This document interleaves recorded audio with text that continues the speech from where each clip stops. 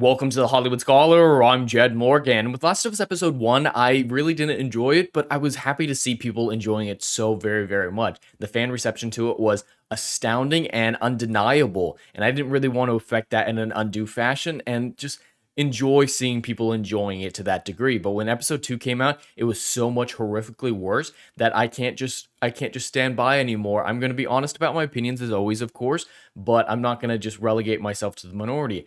I'm going to call it out. I'm going to use more aggressive language and say it was garbage, and I don't understand how people can like it to this degree. With episode 1, I wasn't trying to use aggressive language.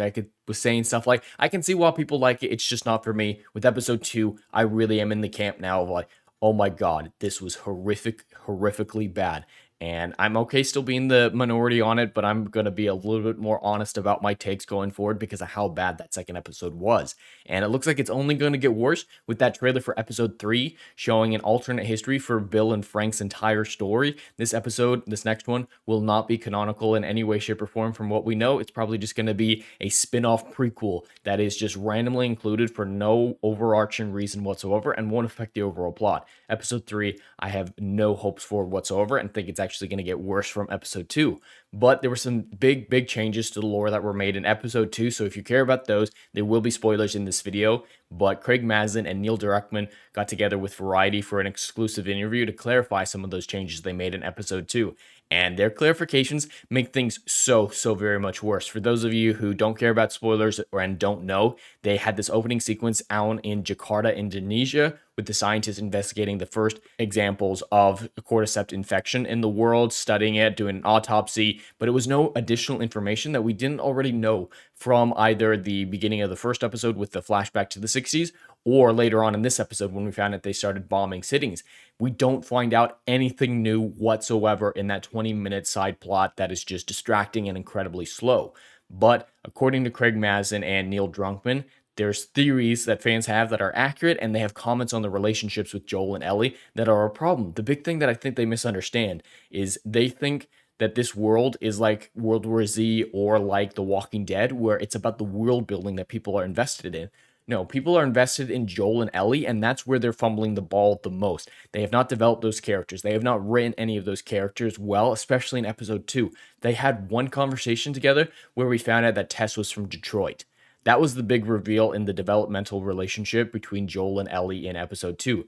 They're fumbling the relationship so horrifically bad, not supported by talented actors as well to help carry it over that finish line as well. But Craig Mazin and Neil Druckmann are focusing on the world building, and that is not something you want to do, especially when what they offer as world building doesn't make any sense and actually make things more difficult. For example, Craig Mazin in an interview a couple weeks ago said he didn't want to include the spores because he said they didn't make any sense. He thought that the entire world would get infected very quickly, which isn't the case because of how fungus and spores work and mold, how they keep the dark places, how air movement, sunlight can really inhibit their movements. And he decided, instead of going with that because he said it didn't make sense, he decided to opt for tendrils and zombie roots that went through all the ground and can communicate with zombies across vast distances and make it into a hive mind. He thought that made more sense and made it more easy for humans to survive, even though that means if you kill one zombie, a lot more are coming after you. So you would want to avoid touching or killing a zombie at all because you're probably going to die if you kill a zombie. That is ridiculous. It makes the survivability of the world so much more difficult. The tendrils are a horrific idea, especially when in comparison to the spores. And the tendrils coming out of the mouth just look cheesy and crap.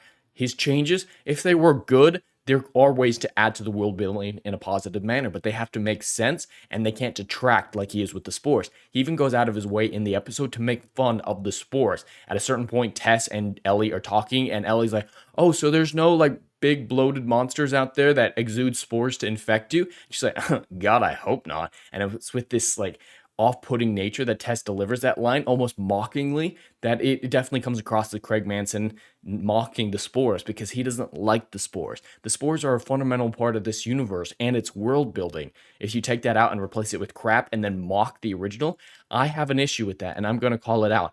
But this interview with the Variety, I want to get into with Craig Mazin and Neil Druckmann because there's a lot of problems with it. Last of Us creators, on that clicker moment, the clickers were fine. I quite enjoyed that portion of it when you don't actually take into account what's going on, including teleporting clickers, There's no way Tess would have gotten bitten and survived from a clicker. That's why in the games it was a normal runner type zombie that bit her rather than a clicker. And the ammo situation was ridiculous, and Axe appearing out of nowhere, Joel firing once from his revolver before reloading it entirely. There were a lot of issues with that clicker fight, but it was enjoyable.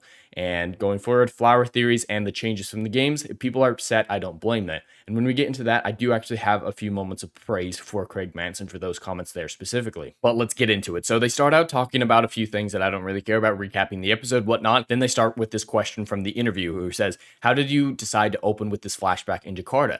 Because it doesn't add anything to the story. We don't find out anything new. It really is pointless. There's no additional information provided, and that's what these flashbacks for world building need, is new information. We learn nothing that we don't either already know from the previous episode or later on in this episode. It's pointless. But he explains what's going on in the rest of the world was the thing at the front of his mind. What does the rest of the world look like? Initially, we were going to have much more of an international view of things, and that is, again, a misunderstanding of The Last of Us. This isn't The Walking Dead. This isn't World War Z. This isn't about the world building. We don't get spin-offs of The Last of Us because it's about the characters. With The Walking Dead, those other ones, it's about the world. You can spin off with anybody. You can have a show in Africa, Asia, just different points in the world. That's okay for that type of universe where it's about the world building versus the characters. With The Last of Us, it is about Joel and it is about Ellie. You don't need to develop the rest of the stuff to a degree. I mean, you can have some little hints and Easter eggs there, just like the game did, but when they're focusing on the outside world over the characters, when they're not developing the characters and they're deciding, hey, instead of having more Joel and Ellie bonding moments, let's have a spin-off scene in Jakarta that provides nothing to the story. If they were actually developing the Joel and Ellie relationship well at all, or even at all, I think I would have less of an issue with these spin-off sequences that have nothing to do with them and are from the more international veer, as they're saying. I would have less of an issue. But because they're doggedly refusing to develop that relationship, which is the point of the story, in opting instead for the international view of things, I have a problem with it. If the world building comes at the expense of the characters in this story, that is a problem. That is a misalignment of priorities. In another story, it may not matter, but this is about Joel and Ellie. If you can't get them right, then we don't need to know about the world building. And it just feels like he doesn't understand or doesn't care.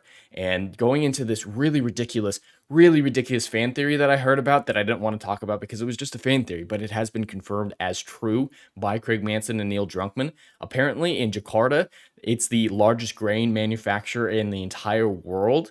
And that's how the fungus spread, according to these two men. And in the first episode, in the flashback during the zombie apocalypse itself, there are several examples of Joel and Sarah not eating grain products. So that's why they're not infected. Like, they don't eat pancakes at the beginning. There's no pancake mix. They don't eat the neighbor's biscuits. And they don't later on, Joel forgets his birthday cake. And that's why they're not infected. But that directly contradicts what's in the episode, because they posit that the only reason that the old lady is infected, whereas nobody else in their subdivision really is because she went into the city. That's what the episode says, is, hey, this is about population condensity. She was where the population was condensed, so she had a higher likelihood of getting infected. Now it's saying, oh yeah, she just she ate them biscuits and that got her infected. That makes no sense, especially because when you take into account how processed everything is, how you break down stuff, fungus could not survive in processed pancake mix, and those stuff can go for a long time. They can, sit on your shelf for months and months and months and still be good. It would have to be a perishable item like produce to be the source of the infection. And in the video game, they do have a newspaper where they mention it might have been contaminated in the food supply is how the virus spread and through the food supply, but it would have to be through perishable items. And it still isn't an immediate, oh, we're all infected at the same time. How does the entire world get infected at the same moment from grain in Jakarta when you take into consideration how long it takes to harvest the grain, process the grain, ship the grain, get to the factory, process the grain again, make it into flour in most instances, put it into food, package it. That there's no way that everything would happen simultaneously throughout the world from a single grain manufacturer in Jakarta. That doesn't make sense. That's why I ignored this fan theory, because it's stupid and does not take into account all the logical things required for a fan theory like this. But according to Manson and Druckmann, yeah, it's pretty explicit. Yeah, we pretty much said yes. The world's largest flour manufacturer mill is in Jakarta. So it is legitimate that they forgot to, buy some pancake mix. Oh, they didn't eat the neighbor's biscuits, and Joel didn't bring home his birthday cake. That string of coincidences is the only reason that they're not infected at the beginning of the story. That is dumb. That is dumb. It made more sense when it was about population condensation, where in the city you have a higher likelihood of getting infected, and because they were outside the city in the suburbs kind of on their own, they had a higher chance of not getting infected. That makes more sense than, oh, we just happened to eat eggs today and that was it. It's so dumb. That is really, really, really dumb. And I'm very disappointed that they admitted that that was their thought process, is the virus started in Indonesia, the cordyceps fungus started in Indonesia. It is just incredibly, incredibly stupid. And we're not even off to the bad stuffs in this interview. It gets so much worse. Were you expecting such a spores backlash from fans? Again, they actively mock it in episode 2, and that's a problem. And Drunkman said, I've learned to expect backlash from sneezing. Being a little snarky with that after Last of Us Part 2's reaction definitely shows his general opinion about the fans. Like, oh yeah, just ignore them. But I do have to praise Craig Manson here. This is a good response to it that I really have to respect. This entire paragraph is, but I just want to read the first sentence. That's all right if people are upset by it. I don't blame them.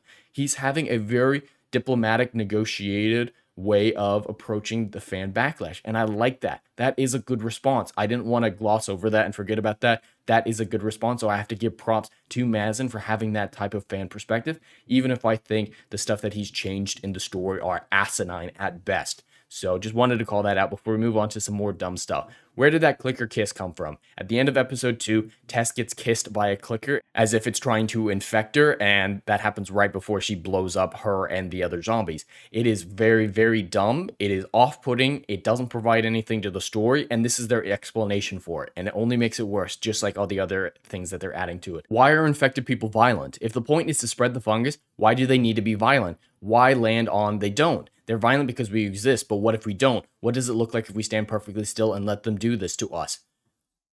They're not realizing that they have contradictory evidence for that. Every other time we've seen a zombie, even if someone is rooted there in fear staring at the zombies still attack. If they were being consistent, this would be less of a problem. But the clickers immediately go for violence before Joel has had a chance to react. It immediately screams and starts pouncing at them. The grandma at the beginning, the old lady in the flashback with Sarah, immediately starts going after Sarah when Sarah's just standing there in shock after seeing the old lady eating her daughter or something like that. If you were consistent, this would be less of an issue. But they're like, oh yeah, if we just stand there, they're going to kiss us, which is dumb, but they're not even being consistent. Consistency, continuity and consistency are broken in this show, as I showed in 2 of my reviews so far. But you can't say they're just going to make out with you if you stand there this one time, but not show it every other chance that something like that happens. Zombies, every single time they see a human, they immediately start attacking, whether or not the humans react. That is what the show has shown. You need to be consistent with what you show in every single scenario, or the continuity is broken and it becomes a plot hole. And they just wanted it to be a cool, terrifying situation. They didn't think about the logic behind it as much as they want you to believe that they did in this moment. It was about, ooh, that's creepy, let's do it, without thinking about the broader consequences. There are consequences to making such a weird change from the source material, and it breaks the continuity and immersion capability. It's not a real world anymore with so many rampant plot holes that they're making worse by their own admission. The kiss is one of the dumbest things to happen in a zombie show in history. It is so, so dumb. And this is where they start talking about the changes they made to the characters. And this I have a major, major issue with, because the characters are the heart and soul of it, and they barely touch the characters, refusing to develop them, refusing to give the actors notes to actually act as people, let alone as the characters that they're supposed to be. And they have an explanation for why Joel is Tess's dog in the show, having no backbone, no initiative whatsoever, and being bossed around by her constantly. Their explanation is, I saw a lot of people point out that Joel's the little spoon. Mazin confirms he is the little spoon. Joel is not the little spoon. Do you not understand his character in any way, shape, or form? He's a hardened man who is a loner. He will do what he needs to do. He doesn't take orders from anyone that he doesn't absolutely have to. But now he's a little spoon, guys. Aw, he's just like, aw, Tess, please wrap your arms around me. I want to snuggle up to you. That is the way that they portrayed Joel in the bare sense, because they were not really portraying him much at all. But what they do portray is as the little spoon. And it looks like it was intentional and fully realized. They knew that they were destroying the character of Joel from the video games, and they laughed about it. They just laughed and made a joke about him being the little spoon. That I have a major issue with. It clearly states that they do not care, and the source material is getting strayed from more and more as each episode progresses. By the end, I have no doubt that there's going to be a very vastly different ending to this season than there was in the game, because they're straying so very far from the characters, from the story, from the world building, and they're actively mocking Joel, in this instance, one of the main characters, and actively mocking one of the main pieces of world building that was in the video game with the spores. And this is an issue. And then they double down by saying that Ellie doesn't like Joel, that she likes Tess, she respects Tess, her admiration is with Tess. Watch who she talks to, who she's standing next to, who she walks by. But when you actually watch the episode, Tess spends most of the time growling at Ellie as well. She's the one who comes in and says, "Don't lie to me. Oh, you're infected." She's the one being aggressive through most of the episode. But we're going to like her because of JJ. The only big moment that they had together that is in any way positive is when Tess randomly decides to go, "Yes, Queen, you've got balls," for going into a heavy infected area after being warned for no reason whatsoever. No, you say you're stupid after doing something like that. You don't compliment the person who did something that asinine and got the woman that they loved killed. It's stupid. And apparently it's all intentional. They're like, "Oh yeah, Jess is an uber bitch, but Ellie likes her more because Joel's a little bitch. He's a little cock, and Ellie doesn't respect that." That's what they're portraying in this conversation right here. They're destroying Ellie, Tess, and Joel in this little interaction that they have with the interviewer. They don't like these characters, and they're choosing the world building, pointless world building that is contradictory at every single opportunity, over developing the characters that make this show what it is. They don't understand Last of Us in any way, shape, or form. And then they go on talk about swimming and a movie Easter egg, and it's not really a big deal after that. But there's so much wrong with this interview that I'm baffled that they could have made episode 2 worse, but they found a way to do it. In explaining episode 2, they made it far, far worse. Episode 2 is broken from a continuity standpoint, a character development standpoint, an acting performance standpoint. Even the action, which was okay, has so many flaws in it that it breaks immersion completely, at least for me, because of how stupid the decisions are made, how inconsistent Joel's intelligence level is by stepping on the glass, even though earlier we saw him very specifically choosing where he was stepping, and the whole thing about going into the museum at all, because there's clearly other routes you could go, and they even show an easily climbable rubble pile to the side. And if there's multiple buildings and you think some are infected, well, why would you go into the one that's covered in the zombie fungus? They're making bad decisions. The characters are idiots, and they're poorly developed. They're poorly acted. This is a broken show, and I do not actually understand why people can defend episode 2. I understand episode 1, how people could do it. You can get wrapped up into things, and I can understand it. Don't want to bother them on that one. But episode 2 is so broken, so bloated, so boring, so pointless, and so bad that it is without defense. It is horrifically done. And I can't wait to see how bad episode 3 is. And hopefully people will start to realize that this isn't a good show after the travesty that I'm predicting for episode 3 coming out on Sunday. But anyway, that's all I have for today. I'd love to hear your thoughts in the comments below. Please like and subscribe, and I'll see you in the next video. Anon.